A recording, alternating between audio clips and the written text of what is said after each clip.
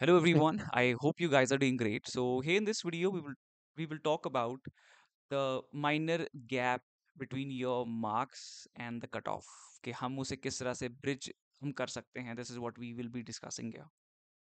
उसके लिए हमें दो चीज़ों को जानना होगा. एक तो cause, where does the problem lies, and the other thing, that what is the solution for that. और आप में से जितने भी मेहनती बच्चे होंगे आपने अपनी परफॉर्मेंस को एनालाइज किया होगा और आपने उस पर वर्क भी किया होगा to improve those areas, right. अब मैं आपके साथ अपना एक्सपीरियंस शेयर करूंगा of my own JRF journey. सबसे पहली चीज विच आई फाउंड कि I was not reading the questions cautiously enough. ठीक है, I was not doing a very careful reading. हमें पता है कि हर बार 3 से 5 या 4 से 5 कुछ ऐसे क्वेश्चंस होते हैं जिन्हें हम अटेम्प्ट कर सकते हैं करेक्टली. हमें उसके आंसर्स पता होते हैं. और कई बार ऐसा होता है कि अगर हम क्वेश्चंस को अच्छे से पढ़ें, ऑप्शन को अच्छे से मैच करें, so we can attempt even other questions correctly, even though हमें वो आते भी ना हो. बस हमें अच्छे से पढ़ना होता है और उसका आंसर करना होता है. एलिमिनेशन टेक्निक अप्लाई की. अब एलिमिनेशन टेक्निक पे भी मैं आपको एक बहुत अच्छी चीज बताऊंगा. ठीक है, यहीं पे बता लेता हूँ. मैं कई बार चीजें बाद में आई जस्ट फॉरगेट देम. तो जैसे आपका कोई क्वेश्चन है, ठीक है, उसके 4 ऑप्शंस हैं और आपको पता नहीं चल रहा है, आप डिफरेंशिएट नहीं कर पा रहे हो इन ऑप्शंस के बीच में. ठीक है, तो वैसे में आपको क्या करना है, आपको आपको सारी की सारी लाइन नहीं देखनी है. आपको उसमें से कोई एक कीवर्ड देखना है जो आपके जो आपके क्वेश्चन के इंटेंट से मैच करता हो. ठीक है, उसको एनसर्कल कर लो. अब उसके बाद आपको हर एक ऑप्शन में एक एक कीवर्ड मिलेगा. ठीक है, every question has a keyword, चाहे वो सिंगल वर्ड का हो चाहे वो फ्रेज का हो, है ना. आप उसे एनसर्कल कर लो.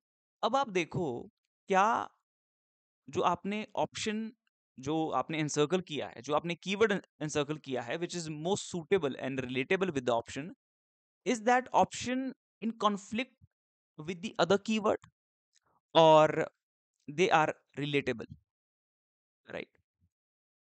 ये आपको हेल्प करेगा उन केसेस में जहां पे आप डिफरेंशिएट नहीं कर पाते हो. ठीक है, तो ये आपको एक बोनस टिप हो गया. अब अपनी वीडियो के साथ हम आगे बढ़ते हैं.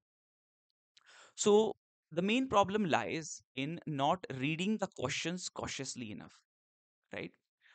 अब दो तरह के क्वेश्चंस होते हैं. दो तरह के नहीं, तीन तरह के क्वेश्चंस होते हैं. एक तो आपके डायरेक्ट क्वेश्चंस होते हैं जो कि आपके मेमोरी बेस्ड होते हैं.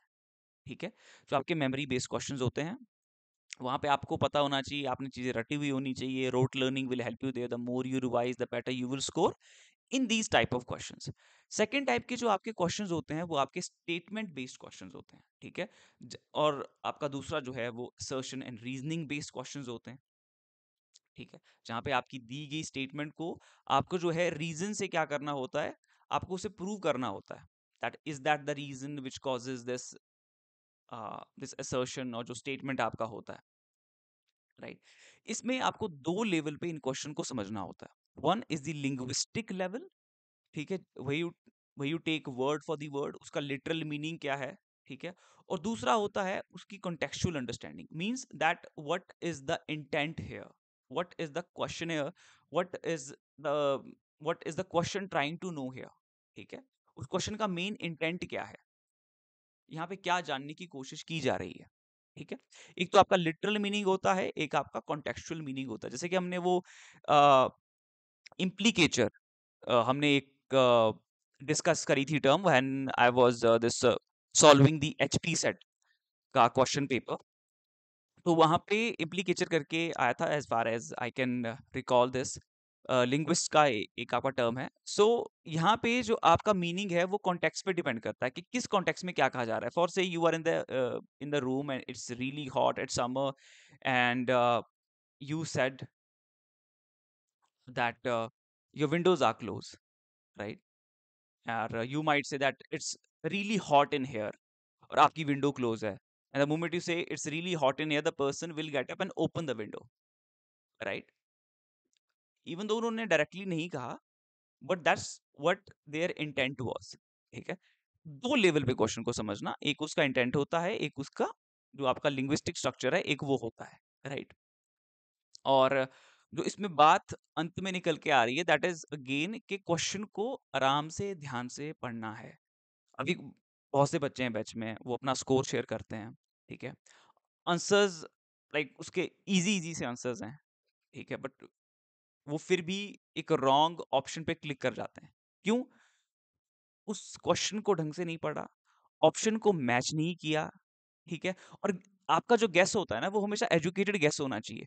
आपको कभी ये नहीं बोलना चाहिए कि मेरे माइंड में सबसे पहला गेस तो ये आया था, ठीक है, यार अगर मैंने टिक कर दिया होता तो अच्छा होता, ठीक है, एंड यू स्टार्ट रिग्रेटिंग। देखो, आपने उस क्वेश्चन को कभी पढ़ा नहीं, इंट्यूशन था, आपको श्योरिटी थी नहीं, वहां पे कोई लॉजिक अप्लाई हो नहीं रहा था।